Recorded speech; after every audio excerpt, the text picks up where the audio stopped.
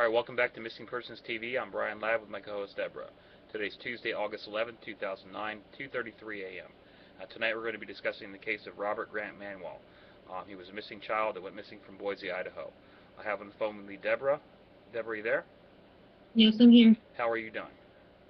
I'm doing fine. How are you? I'm doing great. We started working on this case on the 27th of July. He went missing on the 24th, correct? Correct. Okay, we've been working on this case. We've seen a lot of really strange things that happened. Unfortunately, Robert was found in a canal deceased. What's happened so far as the news reports that have been coming in and information that we've received? Well, it all started on July 24th of this year. Robert was visiting his mom, and I guess mom's boyfriend lives there. She had visitation rights for him, and he went missing while visiting her at her apartment home in Boise, Idaho. There's not clear information as to what exactly happened that night, as to where he was, who he was with, those types of things. There's information that he was playing with a little girl there at the apartment complex, and then there have been some things said that he was in the pool, in the hot tub, but no one had seen him. He was reported missing that night, and sadly, like you had said, they did find Robert. They found him on August 3rd in the New York Canal. Where they found him is approximately 14 miles from his mom's apartment. Even though that canal runs near the mom's apartment, they say that it's impossible for him to have drifted that far in the canal. They have grates in there, and I know we were discussing that on one of the shows. Mm-hmm. But what law enforcement says at this point is that Robert was not abducted by a stranger and that his death is a homicide.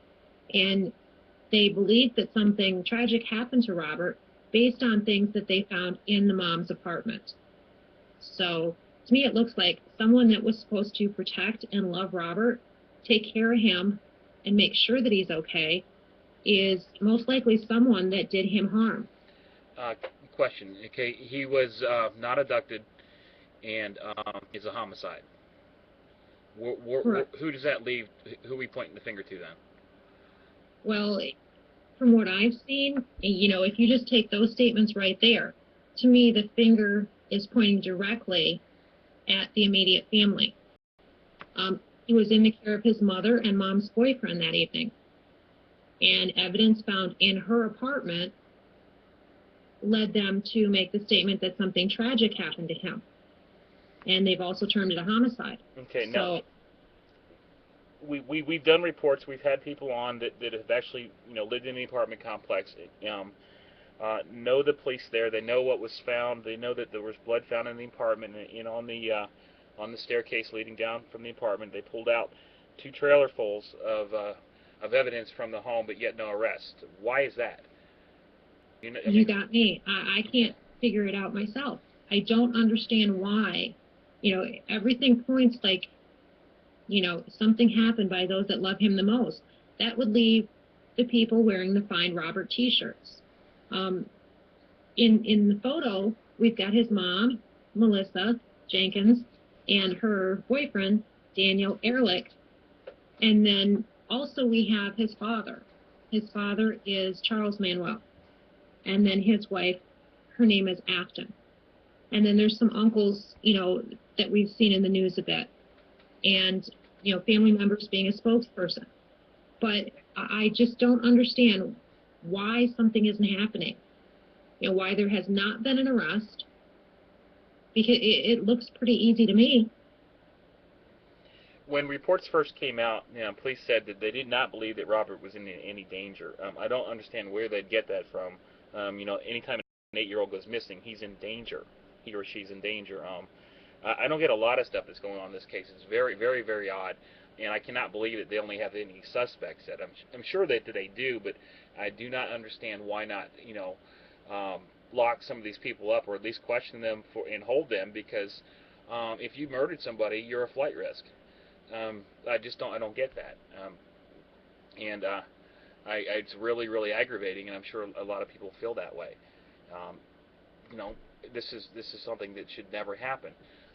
And what we're trying to do is basically we we set up a website, www.justiceforrobert.com, and the goal of the website is basically to prevent something like this from happening again. I don't know what we can do to stop something like this. We have a few ideas, but we really want people like those who are listening right now to go to the website and give us your ideas. What can be done to stop something like this from happening again? You had some good ideas, Deborah. Why don't you bring those up? Well, I'm not so sure about ideas. I do think that the more people talk about it and pool information together, that they may be able to accomplish some things. Child Services. Okay, she has a. Well, they've had the finger pointed at them if they've dropped the ball on Robert's behalf here. Why was he with Mom in the first place? I don't understand when a child goes missing. Why was there no Amber Alert in the beginning? Do we know why?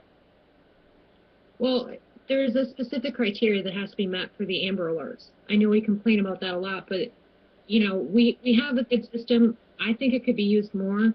But if one element of that criteria is not met, then they don't issue it. But we did hear from someone in the Boise, Idaho area that Mom did not want an Amber Alert.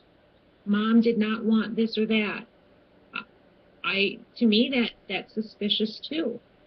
If my child was missing, I'd be screaming and yelling. I'd want everything done to find my child. I'd also step up and request a polygraph to eliminate myself. Yeah, well said. So what we're trying to do is get people to go to the justiceforrobert.com website, and any ideas that you may have of trying to prevent something like this from happening again. I mean, if it takes more stricter laws with child services, monitoring or whatever, we really want to hear them. Deborah? Well, as far as Robert's case goes, Robert can't speak for himself. He needs everybody that is willing and able to speak for him to get him justice. And as far as child services goes and preventing things like this from happening again, if you see anyone harm their child or a child, please report it to social services. I believe you can make those reports anonymously, but please, if you have any thoughts that something is wrong with the child's well-being, please report it to the authorities. Thank you.